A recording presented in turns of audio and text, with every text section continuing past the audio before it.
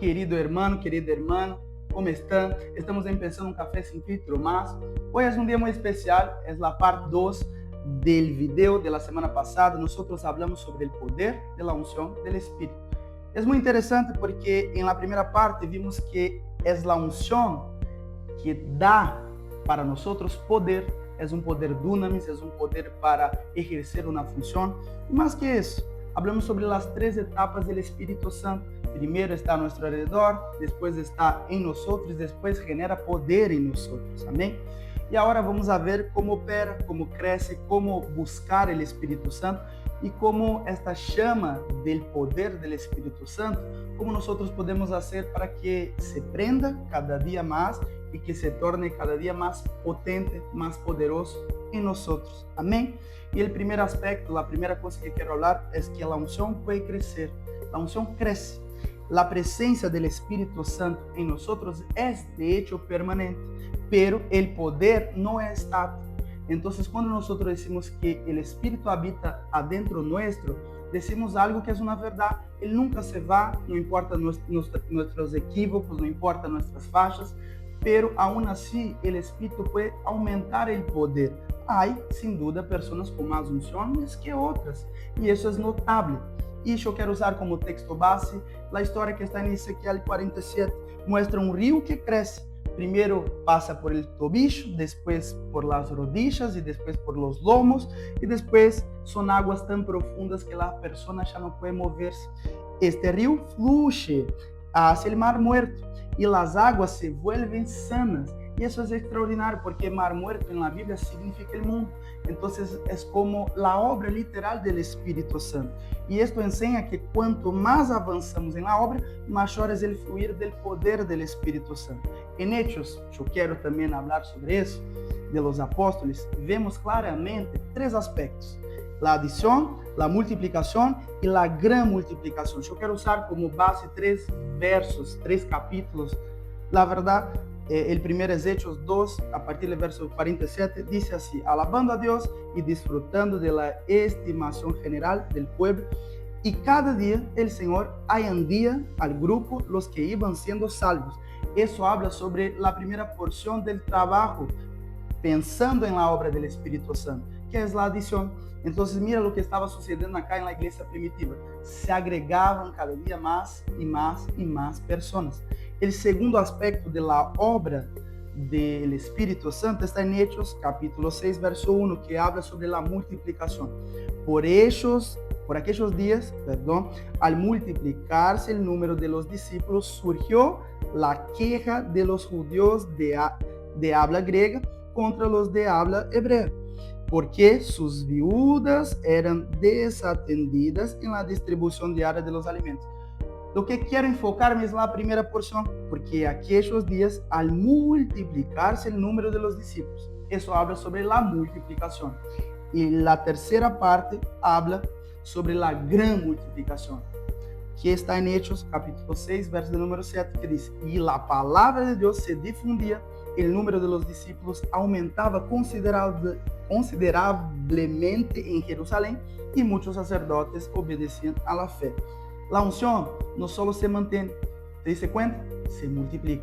Entonces se agregaba, se multiplicaba y después se multiplicaba abundantemente. Y eso es lo que quiero enfocarme hoy. Si tenés una unción, quiero que sepas que esta unción es solo la base, es el comienzo. Habrá un día donde tendrás tanta multiplicación, que vas a llegar a la conclusión que todo lo que viviste, solo Dios puede haber hecho en tu historia. Entonces, eso es muy importante. El segundo aspecto es que la unción debe buscarse continuamente. El Espíritu habita permanentemente, pero la unción se busca cada día. Es combustible fresco. Es muy interesante. En Mateo 6, el Señor nos enseña la oración del Padre Nuestro. Y Él dice que danos hoy el pan cotidiano. Y eso es una manera de decirnos que debemos buscar un pan todos los días. Allá en Brasil, no sé ustedes, pero yo tenía la costumbre, yo me despertaba temprano y mi mamá me daba dinero para ir a la panadería a comprar panes frescos. Entonces Jesús se manifiesta como el maná que caía del cielo. nosotros debemos todos los días buscar el pan fresco, que es Cristo. Amén. El tercer aspecto es que la unción es para una tarea. La presencia del Espíritu es para tu identidad. La unción es para tu misión. Nosotros fuimos comisionados, nosotros tenemos una misión en Cristo. Y si estás acá escuchándome, es porque fuiste creado para algo, tenés un propósito. Y cuanto más de Cristo sepas, más de este propósito será lleno.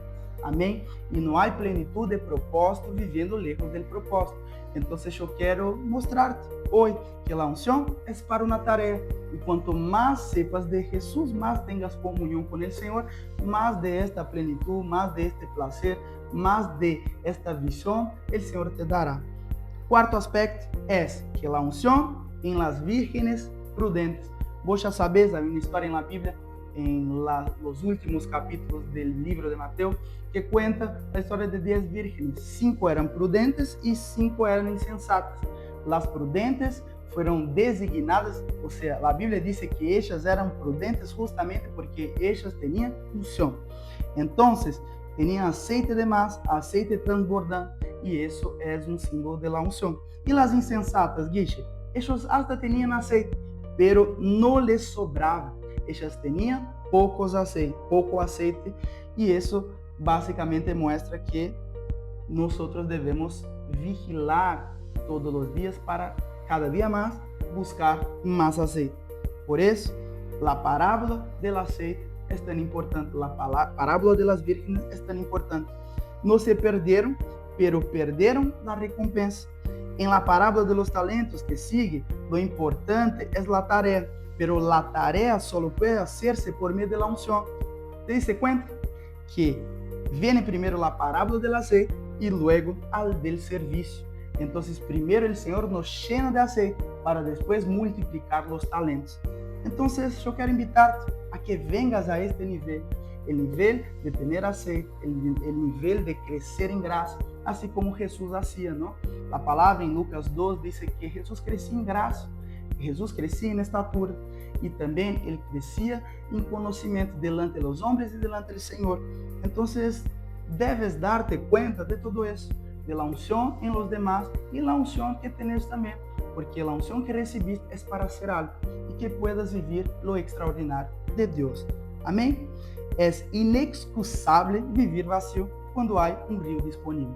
Quiero invitarte a que puedas entrar de todo, como decimos, de pecho abierto en este río de vida y de unción. Amén. Espero que hayas recibido una unción en este video, que puedas dejar un like, que puedas dejar un comentario, que puedas compartir con los demás para que todo eso se crezca, el Evangelio de la Gracia pueda esparcir en muchos más. Amén. Que Dios te bendiga. Nos vemos en el próximo Café Sin Filtro. Chao.